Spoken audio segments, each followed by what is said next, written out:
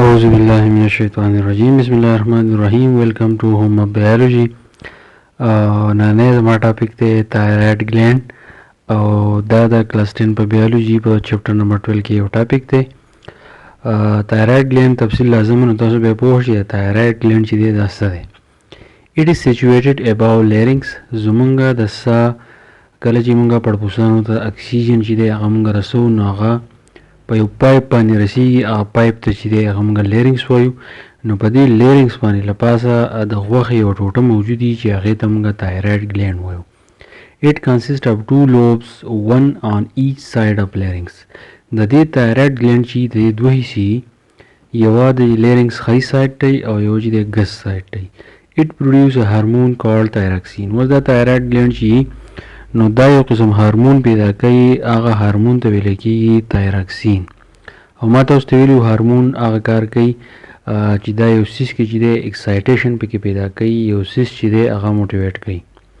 نو تایراکسین از آیوډین کانټینینګ کمپاوند. اوس تایراکسین چې شی دا داسې یو سیس دی چې په دې کې الله پاک قدرتي آیوډین ایښی دی. اوس آیوډین څه کار کوي؟ نو آیوډین دا کار کوي چې انکریز میټابالیزم د باډي، چې دا زموږ په جسم کې میټابالیزم سیوا کوي. مطلب دا د څونه سیلونه چې دي په هغې کې دننه چې ریاکشن کي هغه ریاکشن هغه ریټ چې دی هغه سیوا کوي. دې ته میټابالیزم وایي او د هغې په نتیجه کې انرژي میلاویږي. پروډیوسز هیټ ان د باډي. دا په جسم کې ګرمایش سیوا کوي. چې کله ګرمایش سیوا شي نو د هغې سره زموږ د بدن هاضمه چې دی هغه صحیح راځي. It promotes growth او دا د جسم بړوتري سیوا کوي. یعنې زموږ جسم چې دی زموږ هډوکي او زموږ جسم چې دی گروث کوي، هایټ هم سیوا کېږي او هډوکي چې دی دا ورسره موټېږي. اوس د ډیفیشنسي چې کله تایرايډ ګلینډ تایراکسین نه پیدا کوي، د تایراکسین هارمون کمی راشي نو بیا څه چلي؟ تایراکسین will not produce. اولنۍ خبره پکې دا چې تایراکسین کله نه پیدا کېږي. Thyroid gland will tries to produce thyroxine by force, then thyroid gland will swell up in a condition called goiter. چې کله تایراکسین نه پیدا کېږي نو تایرايډ ګلینډ په زور باندې تایراکسین پیدا کولو کوشش کوي نو د هغې سره د تایرايډ ګلینډ چې دی د وپړسېږي او چې کله دی وپړسېږي نو د هغې سره انسان دا غور چې دی دا غټ شي او دغه کنډیشن چې دی به ګایټر ویلی کېږي.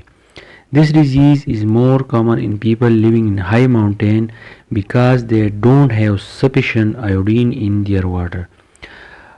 دا بیماری په هغه خلکو کې سیوایي کم خلک چې په غرونو کې اوسیږي. د هغې وجه دا ده چې هغه خلک چې کمې اوبه څښي نو په هغې قدرتي طور آیوډین کمی. چې کله پکې د آیوډین کمی نو تایرايډ ګلینډ چې دی صحیح طریقه باندې کار نشي کولی. نو دې د وجې د دغې خلکو د غور چې دی دا غټي.